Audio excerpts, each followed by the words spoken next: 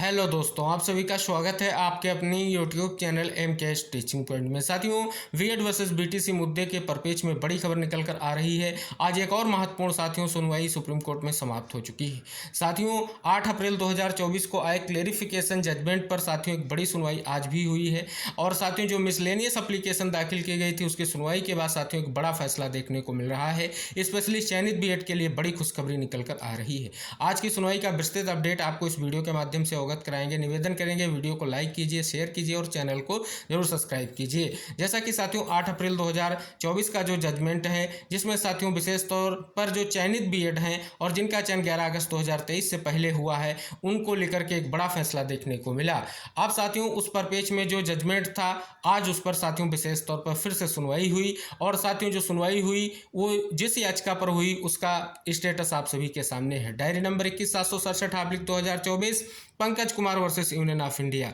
साथियों बात कर लें इस याचिका की, आज की सुनवाई समाप्त हो चुकी है। आज की सुनवाई जस्टिस सुधांशु धूलिया और जस्टिस जो है आर महादेवन सर की बेंच में जो है सूचीबद्ध थी। और साथियों सुनवाई समाप्त होने के बाद बड़ी खबर आ रही याचिका को डिस्पोज कर दिया गया है। यहाँ पर आप देख रहे हैं विशेष तौर पर आज की सुनवाई समाप्त होने के बाद जो है याचिका डिस्पोज हो चुकी है, यानी याचिका को डिसमिस कर दिया गया है। तो जिस प्रकार से साथियों याचिका डिसमिस हुई है, इसमें हमने आपको वही चीज़ें अवगत कराई जो कहीं ना कहीं बहुत ही महत्वपूर्ण है। क्योंकि 8 अप्रैल को जो एक महत्वपूर्ण फैसला दिया गया था जस्टिस सुधांशु धूलिया और जस्टिस अनुज बोस सर की बेंच के माध्यम से, उसी फैसले को लेकर के साथियों ये मिसलेनियस एप्लीकेशन लगाई गई थी। और साथियों विशेष तौर पर कहीं ना कहीं इन निष्कर्ष ये निकल कर आ रहा है, याचिका डिसमिस होने का अर्थ यही है कि चयनित बीएड के लिए बड़ी निष्कर्ष की स्थिति स्पष्ट हो रही है।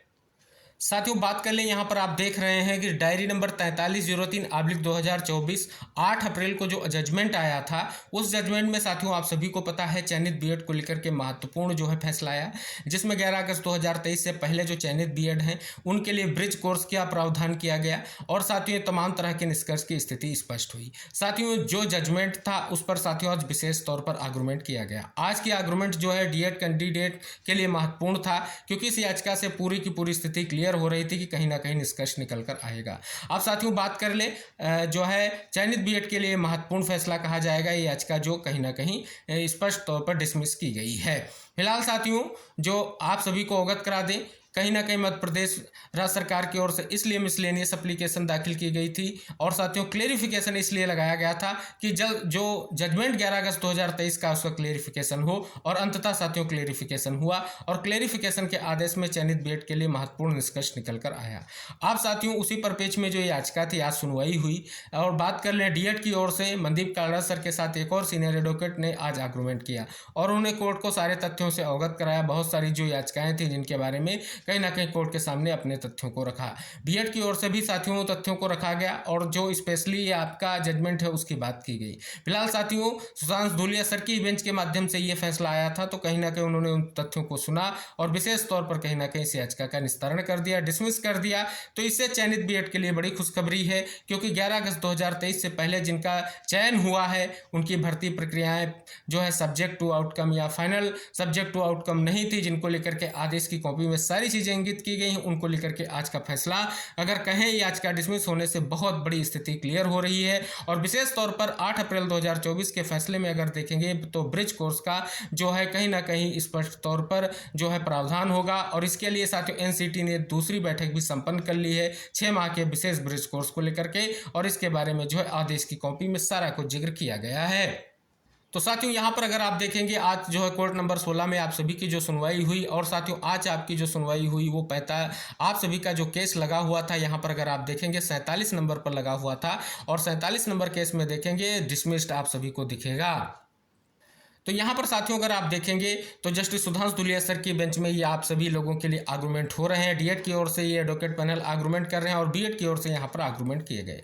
तो पूरी तरीके से साथियों आज की सुनवाई जो 11 से 12 मिनट की हुई है, पूर्णतः जो आप सभी का जो क्लेरिफिकेशन का जजमेंट है उसके इर्द गिर्द बहस हुई है और साथियों अंततः सुनते हुए कहीं ना कहीं कई सारे सवालों को भी किया गया है जो है जस्टिस के माध्यम से, और अंततः साथियों निष्कर्ष वही निकला कि याचिका जो है डिसमिस्ड हो चुकी है।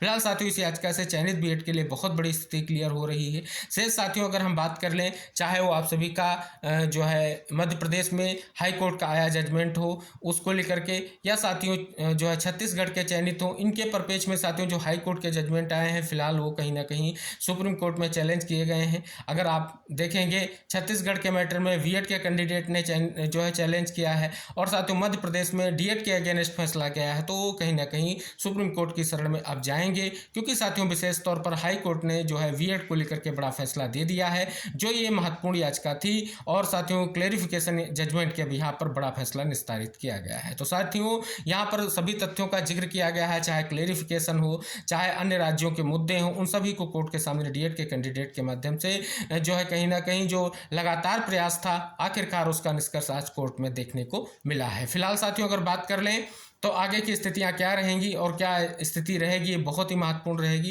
फिलहाल साथियों आज जो ये याचिका डिसमिस्ड हुई है इसके बारे में ऑर्डर की कॉपी आने पर और भी चीज़ें स्पष्ट हो सकेंगी कि आखिर क्या क्या स्थितियां रहीं जिनके कारण जो स्थितियां निकलकर सामने आई हैं। फिलहाल साथियों आज की सुनवाई स्पष्ट तौर पर यही कहती है कि जो ये याचिका थी ये डिसमिस्ड हो चुकी है। तो फिलहाल साथियों इस वीडियो को शेयर कीजिए, चैनल को सब्सक्राइब कीजिए, अन्य महत्वपूर्ण खबरें पाने के लिए आप जो है बेल आइकन जरूर प्रेस करें, जिससे आपको वीडियो की नोटिफिकेशन सबसे पहले प्राप्त हो सके। हम मिलते हैं नेक्स्ट अपडेट के साथ, तब तक के लिए बाय बाय, टेक केयर साथियों।